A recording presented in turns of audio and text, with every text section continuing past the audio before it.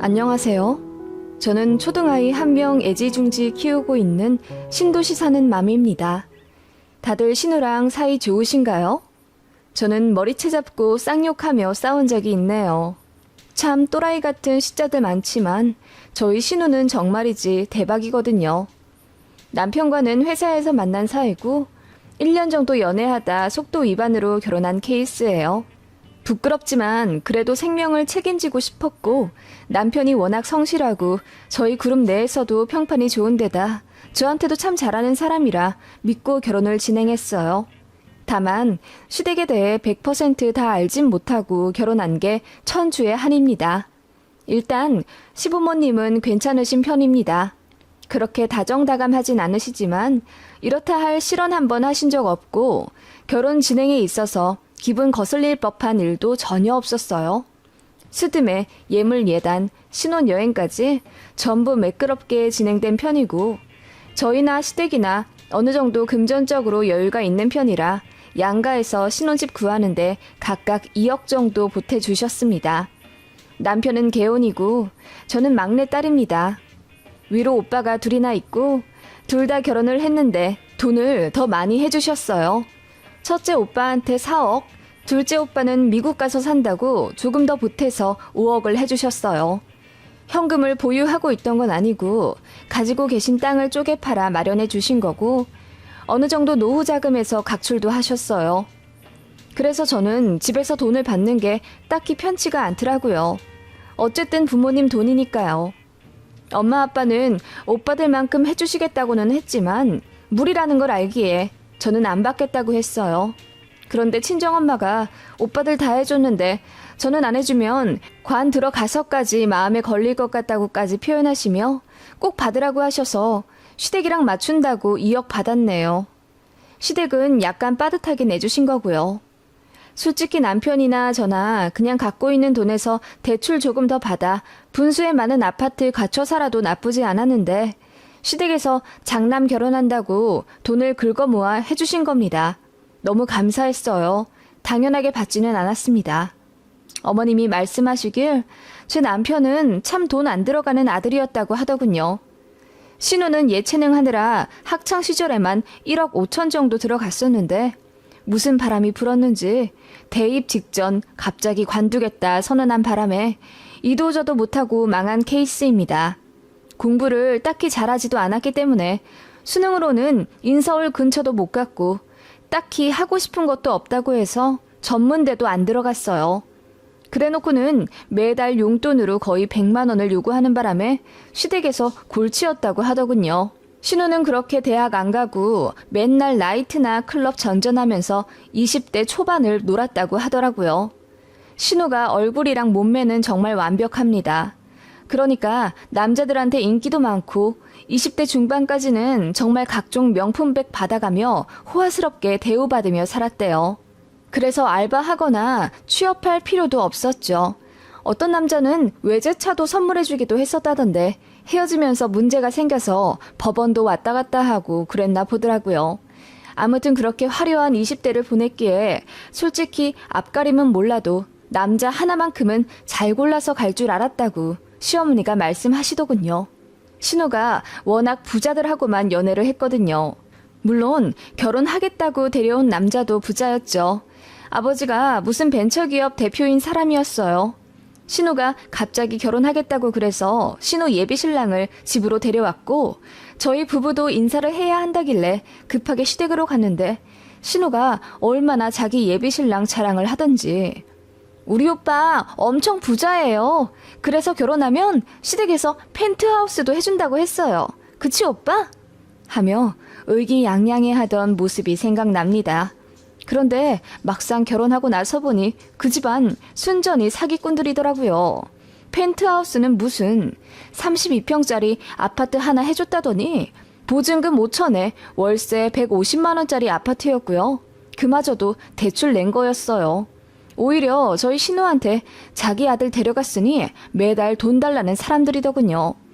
벤처기업 대표 아들이라더니 집에 빚밖에 없었고요. 그 집은 아들 결혼시키자마자 회사 폐업하고 회생 신청했다고 들었습니다. 순식간에 신우 인생이 나락으로 가는 듯 하더라고요. 그 바람에 저희 시댁에서도 어찌나 속 썩여 했던지 부자랑 결혼하니 이제 자기는 보통 클래스가 아닐 거라며 제 앞에서도 큰소리 뻥뻥 치던 신우였는데 결국 결혼하자마자 부모님께 손 벌리는 신우였습니다. 사정은 안타깝죠.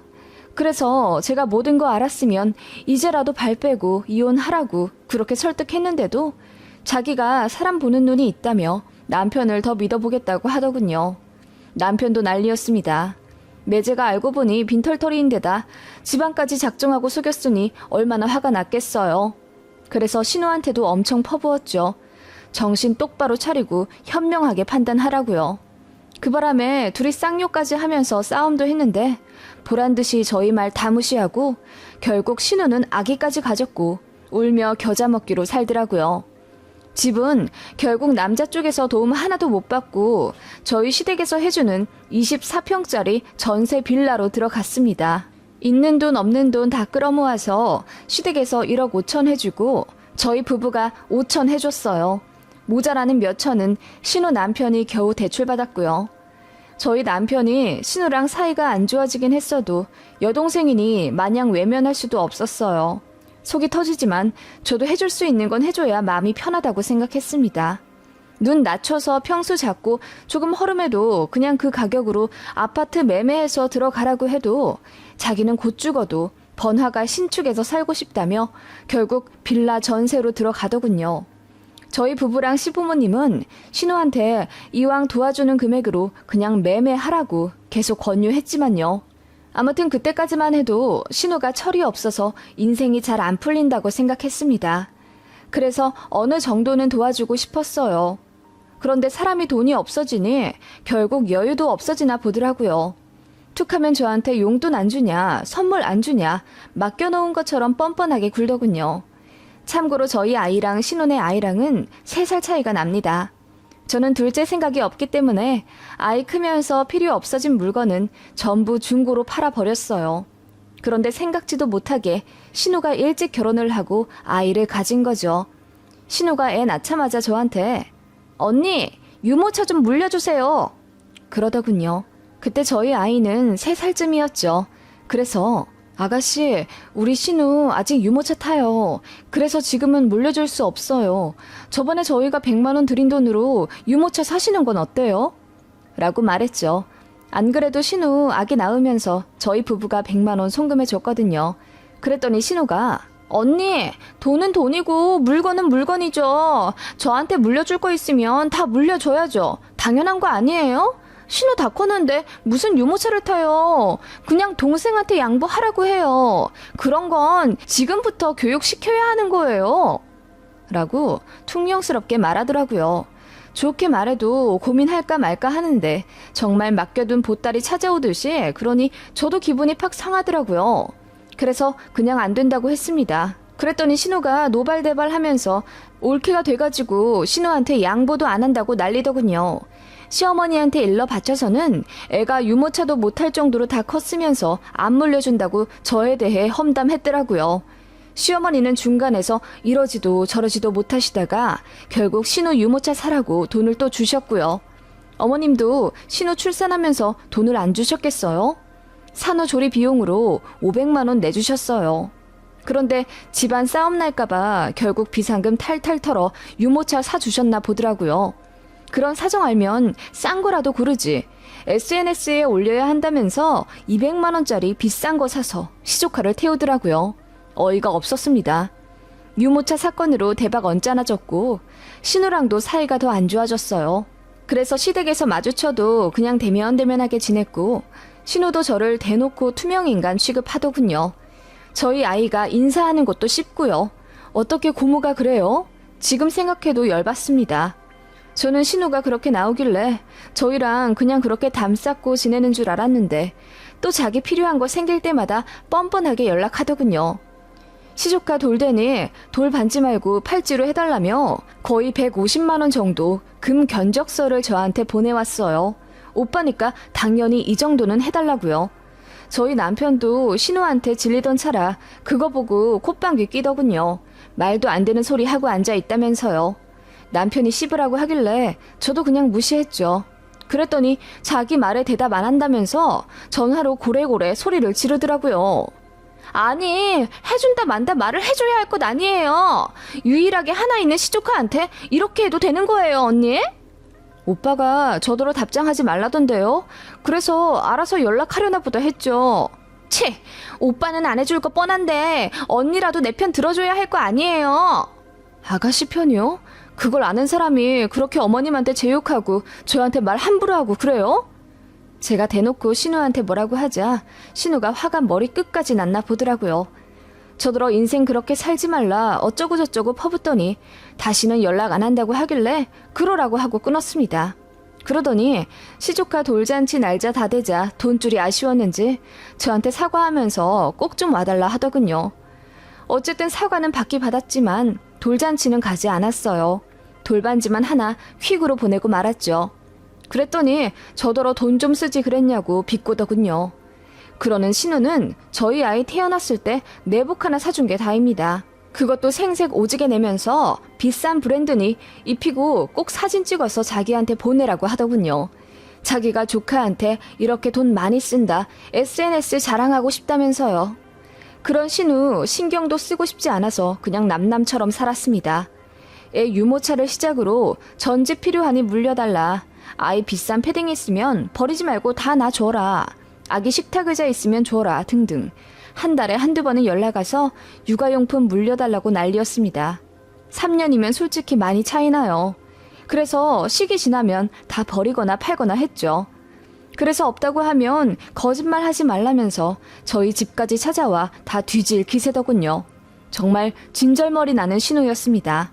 그래서 아예 딱 잘라 말했습니다.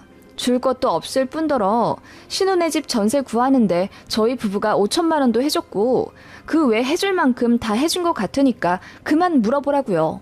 제가 정색하고 말하니까 좀 알아들은 듯 했어요. 한동안은 연락이 안 왔거든요. 사건이 발단이 된 건 어느 주말이었습니다. 신우가 뜬금없이 저희 집에 오더라고요. 신우가 그럴 때는 진짜 큰 부탁이 있을 때입니다. 집 구하는데 돈 보태달라고 부탁했을 때도 저희 집에 말도 없이 찾아왔었어요. 그래서 조금 긴장된 마음으로 무슨 일이냐고 물으니 갑자기 펑펑 울면서 언니, 우리 집주인이 전세금 갑자기 5천만 원이나 올린대요. 나 어떡해? 애 아빠는 이제 대출도 안 나와요. 내가 대출 받으면 금리 높아서 이자 감당 못하고요. 라고 하더군요. 부동산 시장이 급격히 올랐을 시점이었어요. 저희 부부는 매매한 집이라 이득을 보고 있었지만 전세로 사는 사람들은 집주인이 다 같이 전세금을 올리기 때문에 난감하던 시기였습니다. 저희 부부는 청약 당첨된 아파트로 들어온 지 얼마 안 되었고 7억에 들어온 집이 순식간에 가격이 뛰어서 1년 반 좀 넘어서 12억이 되었어요. 그걸 신우도 잘 알고 있었습니다. 자기네 집보다 저희 집을 더 많이 검색하는 사람이거든요. 툭하면 연락해서 저희 아파트 부동산 가격을 캡처해서는 언니, 언니네 집 이번에 10억 됐어요. 어떻게 몇 주 만에 1억이 뛰지? 등의 연락도 자주 왔었고요. 아무튼 그런 신우가 저희 집에 와서는 자기네 전세가 올라서 연장을 못하게 생겼다며 5천만 원만 더 도와달라고 하더군요. 저희는 이제 해줄 돈이 없다고 했습니다. 안 그래도 신축 아파트 들어오면서 1억 4천 정도 대출을 더 받은 상태이고 아이가 커가니 교육비도 많이 들더군요. 게다가 저도 회사 관두고 재택으로 근무를 바꾸면서 월 수입이 확 줄어든 상태거든요. 신우보다야 잘 살지만 저희도 나름대로 아둥바둥 살고 있어요. 적금 붙는 금액도 확 줄였고요. 그랬더니 신우가 이래서 있는 사람들이 더하다는 거야. 집값이 12억이나 되는데 무슨 돈이 없다는 거예요? 라고 소리를 지르더라고요. 그래서 제가 아니 팔려야 돈이죠. 그리고 저희 이 집에서 쭉 살 거라 집값이 오르든 말든 우리는 당장 체감되는 거 없는걸요. 그리고 이미 아가씨네한테 5천도 넘게 해줬잖아요. 뭘 더 해달라는 거예요? 나도 해줄 만큼 해줬어요. 라고 했더니 신우가 얼굴이 새빨개지며 저한테 대들더라고요. 언니, 내가 어떻게 사는지 잘 알면서 어떻게 그렇게 나와요? 그리고 오빠면 당연히 못 사는 동생 좀 돌봐주는 거지. 맨날 그렇게 짜게 굴면 내가 언니를 연장자 취급해줄 것 같아요? 라고 하길래 손윗 사람 취급 안 해줘도 되니 이런 걸로 부탁하러 오지 말라고 했습니다. 그랬더니 알겠다면서 반말하겠다고 하더군요. 야, 너 우리 엄마 아빠가 2억이나 해줬잖아. 그럼 고마운 줄 알고 나한테도 잘해야지. 나는 우리 엄마 아빠한테 1억 5천밖에 못 받았어. 그래서 우리가 5천 해줬잖아요. 그럼 똑같이 2억 받은 거네요. 뭐가 그렇게 억울해요? 제 말에 신우가 순간 아무 말도 못하고 당황하더군요. 그러더니 아니지. 그 돈으로 불려서 12억짜리 집 만들었으니까 더 많이 받은 거나 다름없지. 라고 하길래 저도 코웃음을 치며 너도 집 사지 그랬니? 우리가 그렇게 사라고 할 땐 안 사고 뭐 했는데? 우리 말 듣고 그 돈으로 어디 아파트 샀으면 지금 집주인이 전세금 올린다고 우는 소리도 안 했을 거고 집값 올라서 네가 좋아하는 돈 많이 벌 수 있었겠네. 라고 했더니 갑자기 훅 들어온 반말에 먼저 놀랐는지 신우 눈이 땡그레지더군요. 아니, 아기가 태어나는데 어떻게 허름한 집에서 살란 말이야. 그리고 집 앞에 편의점도 있고 그래야지. 아니, 무엇보다 올케가 어떻게 신우한테 반말을 해? 너 제정신이니? 너야말로 제정신이니? 어떻게 나이도 어린 년이 나이 많은 올케한테 반말 찍찍이야. 제가 아예 배찔한 식으로 나와버렸어요. 저도 너무 화가 났거든요. 그리고 신우가 정말 꼴도 보기 싫었습니다. 예의 차려 대접해줄 마음도 이제 눈꽃만큼도 없고요. 그랬더니 신우 얼굴이 터질 듯 빨개지며 급기야 눈물도 흘리더군요. 제가 이렇게 나올 줄 몰랐나 본데 상황이 생각과 다르게 흘러가니까 당황도 한 듯 했어요. 뭐라 쌍욕 비슷하게 퍼붓더니 아차 싶은 듯 하더군요. 곧바로 태세 전환해서는 미안해요. 내가 너무 급해서 흥분했어요. 그러니까 용서해줘요, 언니. 나 정말 그 집 계약 더 하고 싶어요. 그러니까 이번 한 번만 5천 해주세요. 이 집 담보로 대출 더 나오는 거 알아요. 전 그러면 빌려주세요. 제가 따박따박 갚을게요. 네? 라고 하는데 어이가 없더군요. 아가씨가 돈을 갚는다고요? 우리 결혼했을 때 10원 한 장 안 주고 맨날 맡겨둔 돈 찾아가듯이 내놓으라 하는 사람이 아가씨인데 우리한테 돈을 갚아요? 지나가는 개가 웃겠어요. 라고 했더니 신우가 결국 폭발하며 제 머리채를 잡으려 들더군요. 가뿐하게 피했더니 신우가 결국 넘어졌습니다. 저는 신우가 넘어지자마자 바로 머리채를 잡아 당겼고요. 그러더니 이게 뭐 하는 짓이냐면서 제가 자기를 때렸으니 고소하겠다며 난리를 치는 거예요. 그래, 고소를 하려면 이 집에서 나가야겠지? 당장 내 눈앞에서 꺼져. 야, 이렇게 된 거 나 이 집에서 안 나가. 생각해보니 우리 엄마 아빠가 해준 돈도 들어간 집이잖아? 살 만큼 살았으면 동생한테 물려준다는 심정으로 니들이 양보를 해. 나 안 나가. 라며 정말 정신 나간 소리를 내뱉더군요. 그 말에 제가 깔깔 웃으며 말했습니다. 니네 엄마 아빠만 2억 주신 줄 알아? 우리 엄마 아빠도 2억 주셨는데? 심지어 이 집 이사 오면서 우리 집에서 가정가구 사라고 3천만 원이나 더 주셨고 그런데도 니네 엄마 아빠가 해준 집이니 뭐니 타령할래? 라고 했더니 신우가 당황하더군요. 저는 이어 말했죠. 게다가 우리는 너한테 5천 줬으니 따지고 보면 난 시댁에서 1억 5천 받았고 우리 친정에서는 2억 3천 받은 건데? 집을 쓰다 내놔도 우리 친정한테 내놔야지. 내가 뭐하러 너한테 이 집을 물려줘? 말이 되는 소리를 해. 그리고 이 집 담보로 대출을 받으라고? 너나 받아. 너 아주 남의 돈은 거저돈인 줄 알지? 철없는 것도 젊을 때나 이해 가능하지. 30대 다 돼서 애도 낳은 마당에 너 아직도 그렇게 살면 그냥 미친년 그 이상 그 이하도 아니야. 라고 윽박질러 버렸어요. 그랬더니 신우가 아무 말도 못하며 눈만 끔뻑대더군요. 저는 곧바로 스마트폰을 들어서 112에 신고할 기세로 말했습니다. 당장 안 나가면 경찰 불러서 주거 침입죄로 너 내쫓을 거야. 네 자식이랑 나란히 유치장 가고 싶어? 라고 했더니 신우가 엉엉 울더군요. 그리고 뭐? 너네 집에서 너한테 1억 5천밖에 안 해줘? 너 예체능 한다고 집에서 돈 가져간 건 생각 안 하니? 백수로 놀고 먹을 때 집에서 월 100씩 타먹었다며. 너 같은 생각 없는 가족이 있는 줄 알았으면 나 네 오빠하고도 결혼 안 했어. 그만큼 너 제정신 아니야. 라고 마지막 폭탄까지 던져줬죠. 신우에게 예체능 포기한 이야기는 아킬레스건이나 다름없거든요. 그런데 얘기를 안 할 수가 없었습니다. 솔직히 시부모님이 너무 불쌍하다는 생각이 들었어요. 철없는 딸 하나 때문에 돈 날리고 마음고생하고 결혼시키고 나서도 좀처럼 마음 놓지 못하고 사시는 시부모님이 저는 너무 딱했습니다. 그래서 제가 신우를 싫어하고 말고를 떠나 제발 정신 좀 차리고 이제 제대로 살기를 바랬죠. 집에 손 좀 그만 벌리고요. 그래서 그 마음 가득 담아 신우한테 저도 이년저년 욕해가며 따끔하게 말해줬습니다. 다신 안 보고 살 각오하고요. 그랬더니 신우가 정말 엉엉 울더라고요. 제 아이방에서 놀던 시조카가 놀라서 달려올 정도였습니다. 다짜고짜 내쫓아 버리고 싶었는데 시조카도 있고 해서 그냥 택시 불러서 억지로 보내버렸습니다. 그리고 다시는 찾아오지 말라고 했죠. 내가 해줄 수 있는 마지막 배려라고 해주면서요. 그리고 시부모님한테 이러든 말든 상관 안 한다고 했습니다. 저는 당연히 해야 할 말을 했을 뿐이고 이것 때문에 문제가 생기면 저도 이제 지쳐서 이혼할 거라고 했거든요. 그 말에 신우가 지 오빠 이혼은 시키기 싫었는지 정말 부모님께 아무 얘기 안 했나 보더라고요. 신우는 결국 이사 갔습니다. 시댁에서도 돈 더 못 해준다고 아예 손절을 해서 돈을 구할 데도 없었거든요. 분수에 맞는 집 찾아 이사 갔고 고모부도 투잡 뛴다고 하더라고요. 신우는 그나마 갖고 있었던 명품 가방이랑 주얼리 같은 거 다 갖다 팔았다고 들었고요.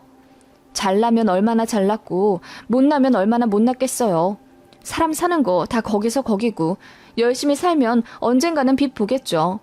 지금은 SNS로 사람들을 모아서 공동구매 같은 거 하려는 모양인데 솔직히 신우가 참 예쁘고 몸매도 좋아서 관심도 많이 받거든요. 잘 될 겁니다. 제발 잘 되길 바랍니다. 이건 진심이에요. 저희한테 돈 안 돌려줘도 되고 또 뭐 안 해줘도 되니까 제발 잘 살아서 저희한테 다시는 손 벌리지 않고 잘 살았으면 좋겠습니다. 집안에 이런 애물단지 한 명만 있어도 주변 가족들은 팍팍 늙어가요. 그래서 잘된 가족 질투하는 게 제일 어리석은 일인 것 같습니다. 못 사는 것보다 잘 사는 게 100배, 1000배 좋은 겁니다.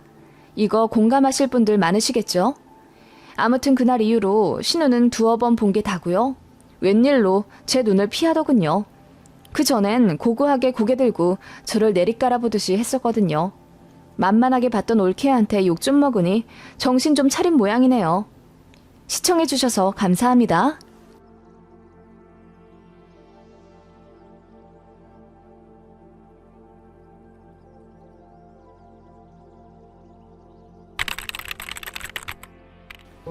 안녕하세요. 저는 9살 아이 키우고 있는 아이 엄마입니다.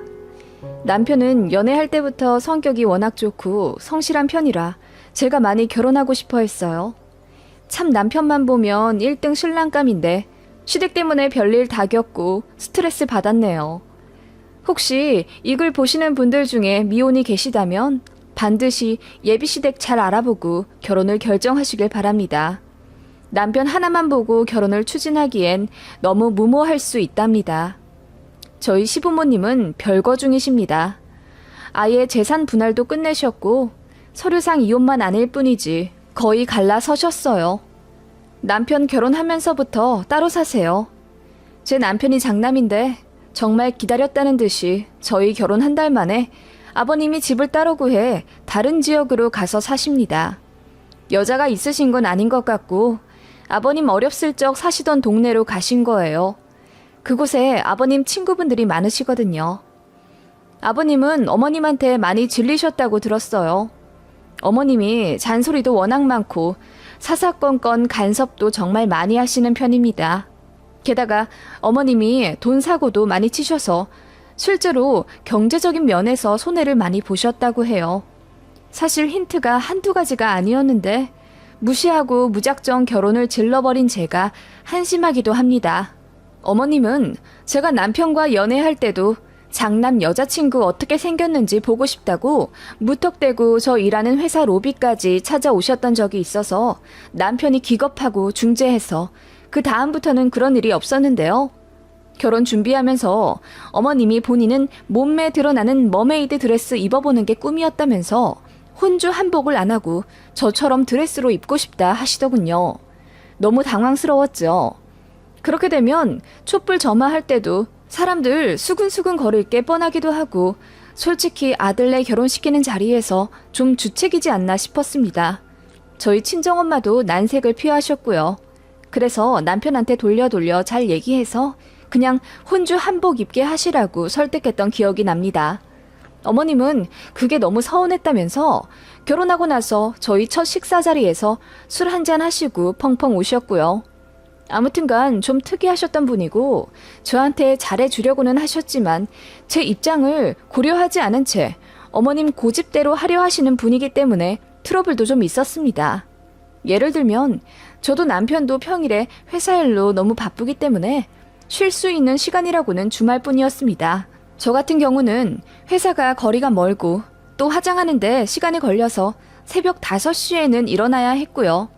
그렇기 때문에 주말에는 아침 안 먹고 그 시간 동안 내리 잡니다. 오전 11시쯤 느지막이 일어나서 점심 먹으며 주말을 시작하곤 하는데 결혼하고 나서 어느 주말 새벽 6시쯤 갑자기 띵동하고 벨이 울렸습니다. 올 사람이 없는데 혹시 주차 때문에 관리사무소에서 왔나 싶어서 눈도 제대로 못 뜨고 급하게 문을 열었더니 생각지도 못한 분이 서 계셨습니다. 바로 어머님이었어요. 어머님이 양손 가득 먹을거리를 싸들고 오셨더라고요. 참고로 시댁은 저희 집이랑 차로 3-40분 거리이고 차가 안 막힐 땐 20분 정도 걸렸습니다. 어머님은 운전을 할 줄 아시고요. 예, 왜 전화해도 받지를 않니? 아침 먹자. 내가 밥 해왔다. 너 일하느라 힘들잖아. 주말 아침 정도는 내가 만들어줄게. 이런 시어머니가 어딨니? 하시며 어머님이 다짜고짜 식탁에 쌓으신 반찬들을 펼쳐 놓으시더라고요. 저는 너무 당황스러웠고 또 부담스러웠어요. 남편도 무슨 주말 6시부터 연락도 없이 찾아와서 이러는 게 어딨냐며 짜증을 냈고요. 어머님은 오히려 저희를 탓하시며 내가 아까부터 전화를 얼마나 했는데 전화는 니들이 안 받아놓고선 하며 핸드폰을 좀 보라 하시더군요. 보니까 정말 새벽 5시부터 전화가 와 있었습니다. 저희는 주말 아침은 방해받지 않으려 무음으로 해놓는 편이라 못 본 거고요. 주말 아침 정도는 좀 쉬고 싶다. 아침 식사 안 해도 된다. 라고 말씀드렸더니 해온 사람 성의를 무시한다며 다짜고짜 저한테 화를 내시더라고요. 그래도 내가 일하는 며느리 생각해서 아침밥 만들어 왔더니 이렇게 나를 천대할 수 있는 거니? 아들, 너 결혼했다고 이렇게 변하는 거야? 내가 주말 아침에 찾아올 때는 아니랬잖아. 그야, 그때는 나 혼자였고 지금은 결혼해서 와이프랑 같이 살잖아. 엄마, 주말 아침에는 이렇게 갑자기 찾아오지 마세요. 그리고 약속하고 만나야지. 이게 뭐야? 당황스럽잖아요. 남편의 말에 어머님은 갑자기 눈물을 펑펑 쏟으며 이제 절대 저희 집 안 오겠다며 소리를 지르시고 나가셨습니다.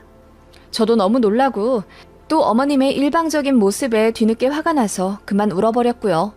남편은 그때 어찌 할 바를 몰라 멘붕이 온 듯 했습니다. 그렇게 저희 집은 죽어도 안 오겠다는 어머님은 결국 먼저 사과를 하셨고 저도 그날 당황해서 그랬다고 말씀을 드렸어요. 그렇게 화해하자마자 아무렇지 않게 다음 주 주말 아침에 저랑 단풍놀이 가자 약속 잡으시더군요. 예쁜 단풍을 소중한 며느리랑 보고 싶어서 친구들이랑 약속도 다 취소했다면서요. 분명 저를 예뻐해 주시는 것 같기는 한데 어머님 성향이 워낙 일방통행이다 보니 저를 전혀 배려를 안 해주시는 것 같더라고요. 뿐만 아니라 어머님의 치명적인 문제가 하나 더 있었습니다. 바로 어머님이 귀가 너무 얇다는 점인데요. 그래서인지 주변 사람들에게 잘 휘둘리시는 편입니다. 친구분들 중에 영업사원은 또 어찌나 많은지 보험, 정수기, 안마의자 등 필요도 없는 걸 그렇게 바가지 써서 사세요. 그렇기 때문에 돈도 엄청 날리셨고요. 아니나 다를까 한 번은 사기도 제대로 당하셔서 저희 막내 도련님 등록금까지 잃은 적이 있다고 하더라고요. 그 바람에 급하게 돈 구하느라 아버님이 여기저기 발벗고 뛰어다니셨다고 해요. 그래서 이혼하실 뻔도 했는데 어머님이 다시는 안 그러겠다.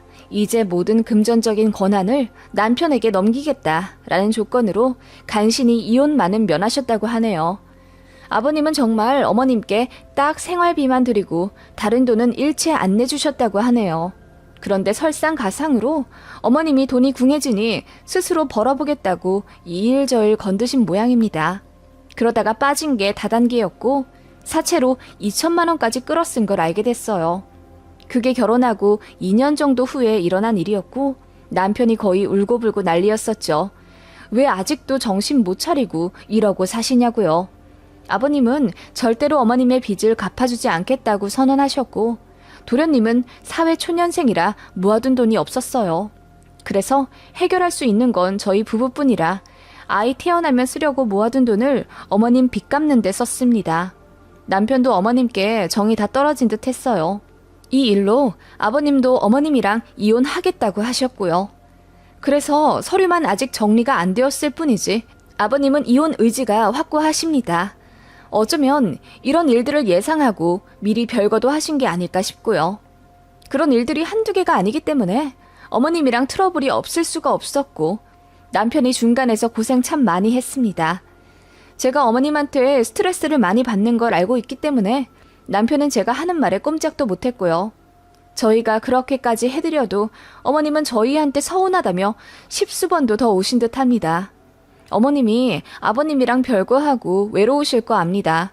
그 마음 모르는 건 아니기에 저도 나름 노력한다고 했습니다. 적어도 한 달에 2-3번은 찾아가 어머님 뵈었고 안부 전화도 자주 했어요. 어머님 다단계 사건 이후로는 저도 어머님께 너무 실망을 해서 연락을 뜸하게 했지만 그래도 그런 제가 며느리로서 나쁘지 않았다고 생각합니다. 저도 회사 일 때문에 많이 정신없고 힘들었지만 어머님도 꼬박꼬박 챙겨는 드렸어요. 그래도 어머님은 항상 목마르신지 늘 저한테 서운하다, 섭섭하다라는 말을 입에 달고 사셨습니다. 그것도 한두 번이어야지. 결혼하고 3년쯤 되자 저도 지쳐서 이제 어머님하고 연락도 하기 싫더라고요. 제가 아무리 잘해드려도 어머님은 만족을 못하시니 제가 어찌 더 노력할 수 있겠어요. 그래서 안부 전화도 뜸하게 하고 주말에 만나는 것도 이제 지치더라고요. 게다가 제가 임신을 하게 되니 더 힘들어져서 주말에는 웬만하면 남편하고만 시간을 보내고 싶었어요. 그랬더니 어머님이 난리를 치시더라고요. 이제 곧 손자 태어날 텐데 할미하고 미리 거리 두려고 한다면서요. 어머님이 그러시더라고요. 우리 애기 태어나면 난 니들 집 가서 살 생각까지 하고 있었는데 어떻게 나한테 이러니? 네 시아버지도 나랑 안 살고 나는 이제 니들 뿐인데 어떻게 나를 버리려고 해? 하시면서 또 펑펑 우시더라고요. 저는 다른 말보다 어머님이 저희 아이 낳으면 합가할 생각을 하고 계셨다는 점이 너무 놀라웠어요. 사실 집이 가까우니 어머님과 왕래가 더 잦아지긴 하겠다고 마음의 준비는 하고 있었지만 같이 사는 건 정말 못하겠더라고요. 게다가 어머님이 무난하신 분도 아닌데 같이 살면 저는 시름시름 말라 죽을 게 뻔했어요. 그래서 어머님이랑 자꾸 이렇게 트러블 날 바에 남편한테 그냥 이혼하겠다라는 말까지 했습니다. 그 말에 남편이 심각성을 느꼈는지 고민을 많이 하다가 결국 이사를 결정하게 됐습니다. 자기가 생각해도 어머님이 저희 부부한테 집착을 많이 한다 생각해서 저한테 많이 미안해 했거든요. 그래서 그냥 뒤도 안 돌아보고 어머님과 거리를 좀 두고 싶었습니다. 그리고 저희 친정에서도 제가 시어머니 때문에 스트레스 받아 하는 걸 잘 알고 계시고 아이 낳으면 넓은 평수로 이사가게 돈 해주겠다며 넌지시 다른 동네로 가길 바라셨습니다. 그걸 사위인 제 남편한테도 이야기하실 정도였죠. 결혼하고 나면 독립해야 한다고요. 그래서 바로 부동산 가서 집 알아보고 이사했습니다. 어머님이 서운하다 난리쳐도 모르는 척 했어요. 그냥 바로 이사해버리고 그 집 가서 아이 낳고 잘 살았습니다.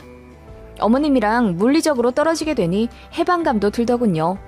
그전에는 갑자기 찾아오신 적도 있고 주말에도 언제 만나자 할지 몰라 쉬어도 쉬는 게 아니었는데 말이죠. 이제는 한두 달에 한 번씩만 보게 되니 참 좋더라고요. 그런데 문제가 생겼어요. 어머님 사시는 집이 아버님 명의의 아파트였는데 아버님이 집을 팔겠다 하신 거예요. 그 아파트가 시세로 거의 5억 정도 되었는데 그거 팔고 어머님께 2억 정도 되는 주택 새로 하나 해줄 테니 위자료 명목으로 받고 이혼하자고 하셨습니다. 어머님은 절대 안 된다 하셨죠. 그래도 아버님 뜻이 워낙 완강하셔서 결국 그렇게 되었습니다. 아버님은 어머님 사정 안 봐주고 바로 부동산에 집을 내놓으셨습니다. 아버님이 집을 팔리게 되면 바로 2억을 줄 테니 지금 당장 빨리 살 집을 알아보라고 하셔도 어머님은 절대 싫다고 고집을 부리셨습니다.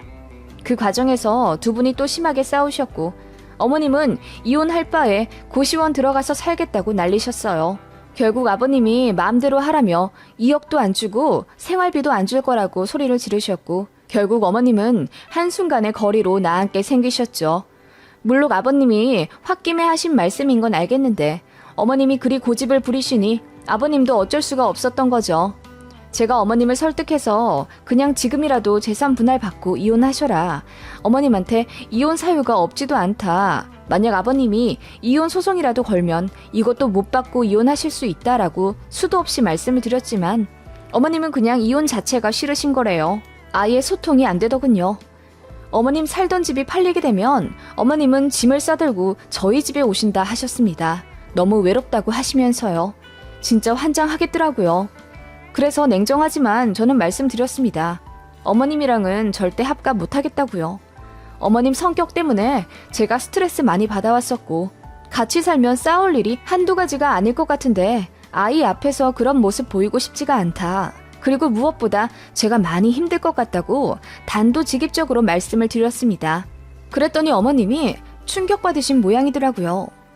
나는 남편한테도 버림받고 자식한테도 버림받는구나. 나가 죽어야지. 하시며 뭐 추운 날 소주 털어먹고 뛰어내리겠다. 어디 밧줄을 구하러 가겠다 등의 끔찍한 말을 제 아이 앞에서 주저없이 말씀하시길래 저나 남편이나 정이 있는 대로 다 떨어졌습니다. 지금도 늦지 않았으니 아버님한테 2억 받고 이혼하시라 말씀드려도 어머님은 그 고집을 절대 꺾지 않으셨죠. 집이 언제 팔려서 어머님이 길거리로 나앉게 될지 모르는데 미치고 팔짝들 노릇이었습니다. 그때 마침 저희 부모님이 귀농을 하게 되셨어요. 그전부터 귀농을 계획하셨던 분들이라 여기저기 교육도 받으러 다니시고 집도 많이 알아보고 다니셨거든요. 그러다 딱 좋은 조건의 시골집을 얻게 되어서 계약을 하게 되셨습니다. 어쩌다 시어머니도 그 사실을 알게 되셨어요. 그랬더니 눈을 번쩍 뜨며 사돈댁 어디로 이사 가는지 꼬치꼬치 캐물으려 하시더군요. 어쩐지 본능적으로 찝찝해서 알려드리기 싫었습니다. 그래서 그냥 뭉뚱그려 이야기했더니 답답해 하시며 직접 저희 친정에 전화를 거셨더라고요. 이사 가셨는데 한번 초대해달라 엄청 조르셨나 보더라고요.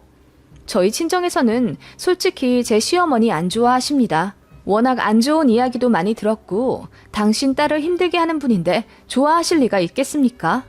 그래서 갖은 핑계를 대며 아직 어수선하니 나중에 정식으로 초대를 하겠다라고 말씀드려도 어머님이 눈치도 없이 괜찮다며 가고 싶다고 난리를 치셨나 보더라고요. 결국 어머님은 주소를 얻어내고 막무가내 저희 친정 시골집으로 차를 끌고 가셨습니다. 친정엄마가 전화하셔서는 아니 안사돈께서 우리 집에 오늘 오시겠대. 이렇게 경우가 없으시다니? 라고 하시며 짜증을 내셨죠. 제가 말렸지만 소용이 없었습니다. 그날 어머님은 저희 친정 시골집에 가서 새끼 다 얻어드시고 낮잠까지 코골며 주무셨다고 하네요. 그리고는 저희 친정 엄마한테 이렇게 말씀하셨대요. 안사돈, 이렇게 공기 좋은 곳에서 농사 짓고 살면 여간 좋은 게 아니시겠어요. 저도 도시가 싫거든요. 사람들한테 하도 치여 살아서 이런 한적한 곳이 좋아요. 혹시 방 하나 남는 거 있나요? 여기 살면서 내가 일손 좀 돕고 그러면 서로 참 좋을 것 같은데 라고 하시며 웃으셨다고 하네요. 친정엄마는 소름이 쫙 끼치셨댔고요. 저한테 이야기를 많이 들으셨던 터라 이거는 절대 돌려 말하면 안 되겠다고 생각하셔서 한사돈 어떻게 사돈끼리 같이 삽니까? 그건 하늘이 두 쪽이 나도 안 될 일이죠. 라고 말씀드렸더니 아니 내가 뭐 여기 눌러 살겠다는 건 아니고 농사도 매일 바쁘진 않을 테고 정신없을 철이 있지 않겠습니까? 그럴 때 좀 와 있겠다는 거죠. 라고 하며 헛기침을 하셨다네요. 그러면서 아니 그리고 왜 사돈끼리 살면 안 된다는 겁니까? 사돈도 가족인데 같이 살 수도 있죠. 라고 하시며 입맛을 쩍 다시는 어머님이셨답니다. 그 후에 어머님이 저한테 막 들떠서 얘기를 하시는데 안 그래도 시골로 이사 가고 싶었는데 저희 친정 사는 거 보니까 너무 좋아 보였다고 하더라고요. 그리고 외롭고 힘들어서 누구랑 같이 살고 싶은데 저희는 절대 합가 안 한다고 하고 시외가 분들도 다들 어머님을 외면하셔서 사이가 안 좋거든요. 그런 마당에 물 좋고 산 좋은 곳에 터잡은 사돈댁이 너무 좋아 보였답니다. 게다가 사돈으로 만난 사이니 저희 부모님이 얼마나 상냥하게 하셨겠어요. 저희 부모님을 편하게 본 거죠, 시어머니가. 아무리 그래도 그렇지 어떻게 사돈댁에 들어가 같이 살고 싶다고 생각하는 건지 어머님을 아무리 생각해도 이해가 안 가더라고요. 그런데 나중에 어머님의 속셈을 알게 된 거죠. 어머님이 그러시더라고요. 니들도 나랑 안 산다는데 그럼 나도 같이 살 사람 찾아 떠나야지. 사돈댁에서도 말씀은 그리 하시지만 막상 바쁜 농사철 되면 고양이 손이라도 부족하다더라. 그때 내가 딱 가서 일손 돕고 그러면 엄청 좋아하실걸? 내가 밥도 해주고 일도 돕고 그러면 어찌 싫어하시겠니? 서로 윈윈이지. 어차피 니들은 나랑 살고 싶어 하지도 않잖아. 그리고 부모들끼리 모여 살면 니들도 더 자주 오겠지. 안 그러니? 라고 하시는데 저희 친정을 약간 볼모로 잡고 저한테 협박한다는 느낌이 들었어요. 진짜 사돈이랑 같이 살고 싶다기보다는 너 나랑 안 살면 나 네 친정 쳐들어가서 산다. 이런 느낌이요. 어머님이랑 이야기를 하면 할수록 어머님이 저희랑 합가하려고 무리수를 둔 게 확실하다는 생각이 들었습니다. 남편도 그러더라고요. 자기 엄마가 아무리 답이 없어도 사돈댁, 그것도 시골에 들어가서 살 사람은 아닌 것 같다고요. 아무튼 아버님이 내놓으신 집은 거의 팔리기 직전이라 집 보러 온 사람들이 매매 의사를 밝히기 시작했다나 봐요. 저는 더 이상 이렇게 가만히 있을 수 없었습니다. 어머님이 무리수를 두었다면 저도 한 수 둘 수밖에 없었죠. 그래서 어머님께 질러 버렸습니다.